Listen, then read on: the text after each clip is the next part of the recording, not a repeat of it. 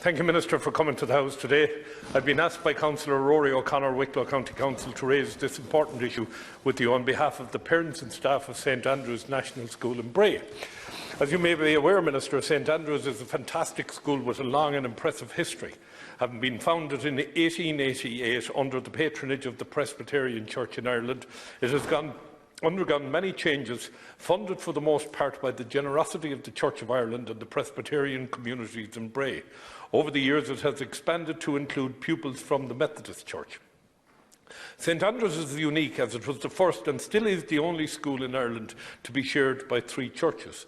This arrangement has worked very well and is mutually beneficial, with all 3 churches playing an active role in the life of the school. The Board of Trustees has representatives from all 3 churches, and the Church of Ireland Archbishop of Dublin is the school's patron. The ethos of the school is inclusive in nature and welcomes everybody equally. The problem now facing the school is that there is absolutely no feeder status for St Andrews in any school in the area with the same ethos. As we know, Minister, Article 44 of the Constitution confers freedom to practice one's religion and state aid for schools, and schools cannot discriminate between different religions and denominations, and parents of minority faiths have a right to send their children to schools of their ethos and values. I've been told that currently some of the pupils in 6th class in St Andrews still have no places allocated to them for next year. Minister, the transition to secondary school is challenging enough for young people and their parents without the added impediment of there being no school available with their religious ethos. For example, pupils from St Andrews have no access to Category 1 to any school in Bray. New Park School is the closest, but is still far away and oversubscribed. Outside of New Park, there is little choice for parents unless they have the means to pay extremely high fees to other schools which are not close to the Bray either. The options could not be more limited.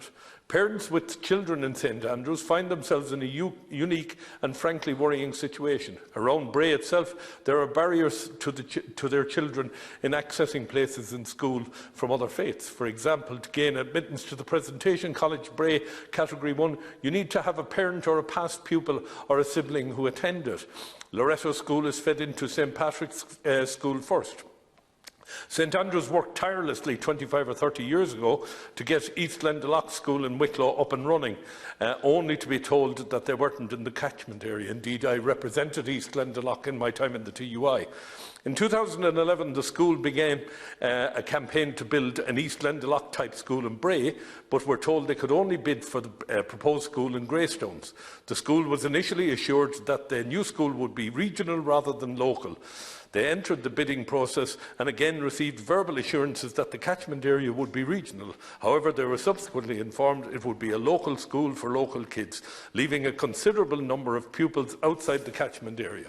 One possible solution, Minister, is Temple Carrick School, which is only 5 minutes up the road and is the only nearby Wicklow school of a similar ethos.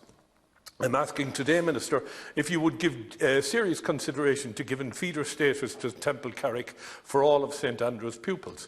I understand, Minister, that there is a new secondary school being fast-tracked to open next year with a capacity for 1,000 pupils. St David's is getting an extension in February 2020 to bring the capacity to 750, and Temple Carrick is seeking an extension to accommodate 1,000 students. For St Andrews students to access places in Temple Carrick, these places would need to be ring-fenced and St Andrews assigned Category 1 feeder school status. I hope that you will have good news today, Minister, for the pupils and staff and parents of St Andrews in Bray, who so deeply need a school which shares their own ethos within a reasonable distance from the pupil's home. I want to thank you again, Minister, for taking this debate today, and I thank you for your attendance in the House. I look forward to your response. Thank you very much. Senator, Minister. Thank you, Gormagat, Cahirla, agus Gormagat, agat, and Shanador for Honey and Cash, Fosta, and you, agus Shop Mafragger. I thank the Senator for his question and for giving me the opportunity to outline to the House the position in relation to the provision of post-primary schools in Bray and the position of St Andrews Primary School as a feeder school. In order to plan for school provision and analyse the relevant demographic data, My department divides the country into 314 school planning areas and uses a geographical information system using data from a range of sources to identify where the pressure for school places across the country will arise. With this information, my department carries out nationwide demographic exercises to determine where additional school accommodation is needed at both primary and post-primary level. For school planning purposes, St Andrew's National School is located in the Bray school planning area, which is currently served by 6 post-primary schools, including North Wicklow Educate Together Secondary School, a new 1,000-pupil multi-denominational post-primary school established in 2016 to serve the Bray school planning area, with a current enrolment of some 225 pupils. In April 2018, the Government announced plans for the establishment of 42 new schools over the 4-year period 2019 to 2022, including a new 800-pupil post-primary school to serve the adjacent Greystones and Kilcool school planning areas as a regional solution, which is due to be established in September 2020. The requirement for new schools will be kept under ongoing review and, in particular, will have a regard for the increased rollout of housing provision as outlined in Project Ireland 2040. New schools established since 2011 to meet demographic demand are required in the first instance to prioritise pupil applications from within the designated school planning area, which the school was established to serve. However, this does not preclude schools from enrolling pupils from outside of the school planning area where they have sufficient places. Rather, it reflects the need to accommodate in the first instance the demographic for which the school was established. The capital programme also provides for devolved funding for additional classrooms, if required, for schools where an immediate enrolment need has been identified or where an additional teacher has been appointed. Details of schools listed on the programme can be found on my department's website, www.education.ie, and this information is also updated regularly. The question of enrolment in individual schools generally, including the setting of catchment areas, is, in the first instance, the responsibility of the Board of Management on behalf of the school patron, and my department does not seek to intervene in decisions made by schools in such matters. My department's main responsibility is to ensure that schools in an area can, between them, cater for all pupils seeking school places in the area. A Board of Management may find it necessary to prioritise enrolment of children from particular areas on the basis of some other criterion, including giving priority to applicants who have attended a particular primary school known as a feeder school. The criteria to be applied by schools in such circumstances and the order of priority are a matter for the schools themselves. Parents have the right to choose which school to apply to, and where the school has places available to the pupils should be admitted. However, in schools where there are more applicants than places available, a selection process may be necessary. This selection process and the enrolment policy on which it is based must be non-discriminatory and must be applied fairly in respect of all applicants. However, this may result in some pupils not obtaining a place in a school of their first choice.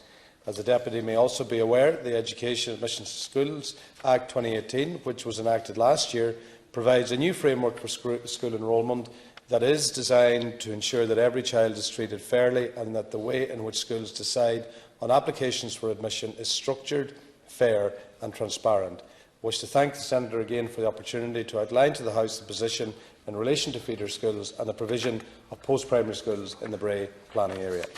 Thank you, Minister. Supplementary, Senator. Thank you very much, Minister, for your response.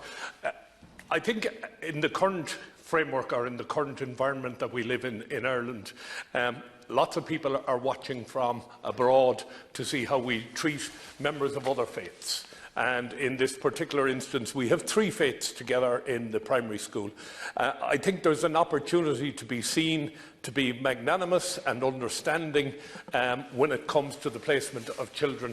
And the Temple Carrick School, if it could be given Category 1 status for the national school in question, I think it would go down well with the local community. I think it would go down well with Ireland as a caring and understanding country. country with respect to the observance of the ethos of specific religions. We are becoming more and more multi-denominational, and I do take your point on the opening of the multi-denominational school in Bray, but I think the parents' right to choose is something that, under Article 44 of the Constitution, we've got to keep to the forefront. So I'd ask you if you'd give a commitment to at least examine the possibility of looking at the Temple School option for Category 1. If you could just get your officials to have a look at that and see if there would be some way that that could be facilitated. Thank you, Minister. Mr. Chairman, I'd just like to thank the Senator once again. And one of the things I found out very early in this job was the integrity of the school planning areas, all 314 of them. And we had an issue in Dublin quite early on, and parents were making a similar demand that their feeder school could move into a different transcend or go into a different planning area. But the integrity of the planning areas have to be respected, because we wouldn't basically be able to have a structure in terms of even measuring demographic changes and demographic demand. But in relation to Temple Carrick Secondary School, which you raise, it is a 750 pupil post-primary school established in 2014 with a Church of Ireland ethos in the adjacent Greystones school planning area, some 4 kilometres from St Andrew's National School in Bray. New schools established since 2011 to meet demographic demand, including Temple Carrick Secondary School, are required in the first instance to prioritise pupil applications from within the designated school planning areas which the school was established to serve. And this is the important point, Senator, and I know you do accept this point. This does not preclude schools from enrolling pupils from outside of the school planning area where they have sufficient places. Rather, it reflects the need to accommodate, in the first instance, the demographics for which the school was established. So there's nothing precluding young primary school students from applying to Temple Carrick Secondary School, but obviously because of the integrity and respect around the school planning areas, it is pupils from within the planning area that gets first will be prioritised in that regard. But to reiterate again, the 6 post-primary schools, and just to give us an idea of the demand that's coming on in terms of the demographic increases in not just Greater Dublin, Wicklow, Kildare, Meath, Louth and Cahirla down in your own county down in the Kingdom, and I was down there on Friday and going through different urban areas of Kerry. Those pressures, those increased housing applications, more and more people, there's a demand for schools, and like within the Bray school planning area, to give an indication, Woodbrook College, Catholic ethos, Loretto Secondary School, Catholic ethos, Presentation College, Catholic ethos, St Killian's Community School, interdenominational, College Tirahin, multi-denominational, North Wicklow Educate Together Secondary School, multi-denominational. So there is a continuing pressure on school places, and what's happening as well is the pressures coming off the primary schools over the next 5 to 10 years in terms of where their numbers are going, and there is an increased pressure coming on post-primary schools. And I can understand where you're coming from in this question, but I'm sure if there's places available in Temple Carrick that students and pupils from St Andrews will be accommodated.